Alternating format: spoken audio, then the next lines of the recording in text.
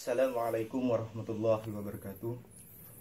Alhamdulillahirabbil alamin wassalatu wassalamu ala asrafil anbiya'i wal mursalin sayyidina wa maulana Muhammadin wa ala alihi washabbihi ajma'in, amma ba'd. Yang kami hormati Ibu dosen pengampu mata kuliah Hukum Acara Peradilan Agama, Ibu Hikmah SAG MSy, dan kawan-kawan yang berbahagia. Langsung saja perkenalkan, kami dari kelompok 1 yang terdiri dari 2 orang.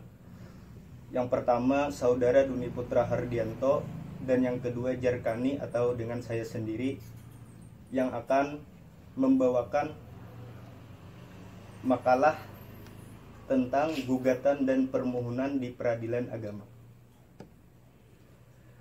Adapun pendahuluan dari makalah yang akan kami bawakan, yang dilatar belakangi, peradilan agama memiliki peranan penting dalam masalah hukum yang terkait di negara ini, salah satunya dalam menangani masalah perdata.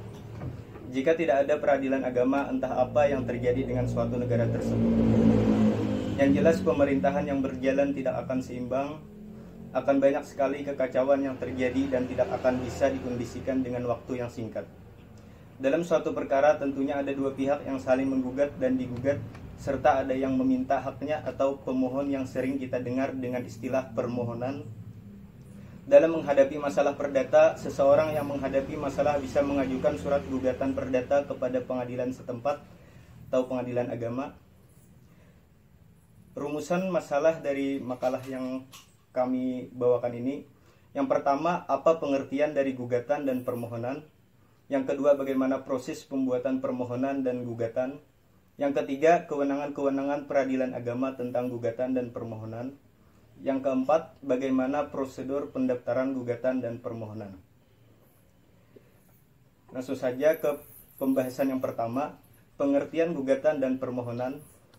Gugatan adalah surat yang diajukan oleh penggugat pada ketua pengadilan yang berwenang yang memuat tuntutan hak yang di dalamnya mengandung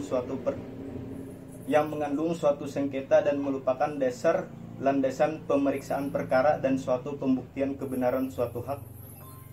Sedangkan permohonan adalah suatu surat permohonan yang di dalamnya berisi tuntutan hak perdata oleh satu pihak yang berkepentingan terhadap suatu hal yang tidak mengandung sengketa.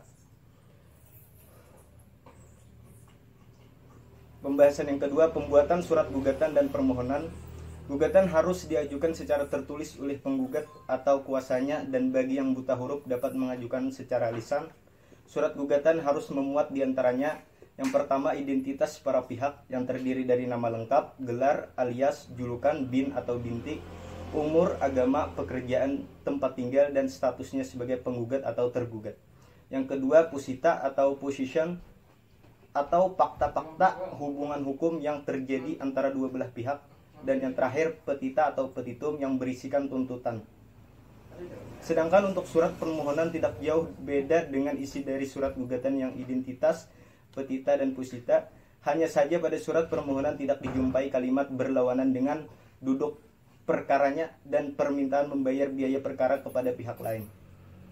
Kelengkapan dari surat gugatan atau surat permohonan diantaranya: surat permohonan atau gugatan tertulis, kecuali bagi yang buta huruf yang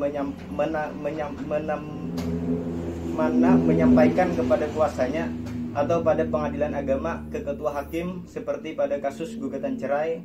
Surat gugatan atau surat permohonan yang dibuat sendiri atau lewat kuasanya ditunjukkan ke pengadilan yang berwenang. Yang kedua, fotokopi identitas seperti KTP. Yang ketiga, porskot biaya perkara, dan bagi biaya perkara, dan bagi yang tidak mampu dapat mengajukan dispensasi biaya dengan membawa surat keterangan tidak mampu dari kelurahan atau kecamatan. Yang ketiga, surat keterangan kematian untuk perkara waris. Yang keempat, surat izin dari komandan bagi TNI atau Polri, surat izin atasan bagi PNS untuk perkara poligami. Yang kelima, surat persetujuan tertulis dari istri atau istri-istrinya untuk perkara poligami. Yang keenam, surat keterangan penghasilan untuk perkara poligami. Yang ketujuh, salinan atau fotokopi akta nikah untuk perkara gugat cerai, permohonan cerai, gugatan nafkah istri, dan lain-lain. Yang kedelapan, salinan atau fotokopi akta cerai untuk perkara nafkah iddah, gugatan tentang mut'ah. Yang terakhir, surat keterangan untuk bercerai dari kelurahan. Kewenangan relatif perkara gugatan. Pada dasarnya setiap gugatan diajukan ke pengadilan yang wilayah hukumnya meliputi: pertama, gugatan diajukan kepada pengadilan yang wilayah hukumnya meliputi wilayah kediaman tergugat. Yang kedua, bila tergugat lebih dari satu orang, maka gugatan dapat diajukan kepada pengadilan yang wilayah hukumnya mengikuti tempat tinggal penggugat. Yang ketiga, bila tempat tinggal tergugat tidak diketahui, maka gugatan diajukan ke pengadilan yang wilayah hukumnya meliputi tempat tinggal penggugat. Yang keempat, bila objek perkara benda tidak bergerak, maka gugatan diajukan ke pengadilan yang wilayah hukumnya meliputi letak benda tidak bergerak tersebut. Yang terakhir, bila suatu akte tertulis domisili pilihan, gugatan diajukan ke pengadilan yang domisilinya dipilih. Terdapat beberapa pengecualian kewenangan relatif perkara gugatan pada pengadilan agama. Di antaranya permohonan cerai talak yang diatur dalam pasal 66 ayat 2 Undang-Undang Nomor 7 Tahun 1989. Kewenangan relatif perkara permohonan. Adapun kewenangan relatif dalam perkara tertentu dalam Undang-Undang Nomor 7 Tahun 1989 sebagai berikut.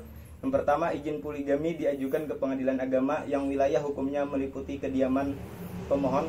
Yang kedua, permohonan dispensasi pernikahan yang salah satu calon mempelai atau keduanya belum cukup umur. Yang ketiga, permohonan pencegahan perkawinan diajukan ke pengadilan agama yang wilayah hukumnya meliputi tempat pelaksanaan perkawinan. Yang keempat atau terakhir, permohonan pembatalan perkawinan diajukan kepada pengadilan agama yang wilayah hukumnya meliputi tempat dilangsungkannya pernikahan atau tempat tinggal suami atau istri. Prosedur pendaftaran gugatan dan permohonan. Gugatan atau permohonan didaftarkan ke Kepanitraan Pengadilan Agama yang berwenang memeriksa dan selanjutnya membayar pajak biaya perkara. Dalam hukum acara peradilan agama yang mengenai perkara perkawinan, biaya perkaranya dibebankan kepada penggugat atau pemohon. Biaya perkaranya diantaranya: yang pertama, biaya kepanitraan dan biaya materai. Yang kedua, biaya untuk para saksi, saksi ahli, penerjemah, dan biaya pengambilan sumpah. Yang ketiga, biaya untuk pemeriksaan setempat dan tindakan lain yang diperlukan pengadilan. Yang keempat, biaya panggilan, pemberitahuan, dan lain-lain. Yang kelima, panjar biaya perkara dibayar saat mendaftarkan perkara. Besarnya biaya perkara berdasarkan penaksiran oleh petugas kepanitraan yang ditunjuk oleh Ketua Pengadilan Agama, dan hasilnya akan dituangkan dalam surat keterangan.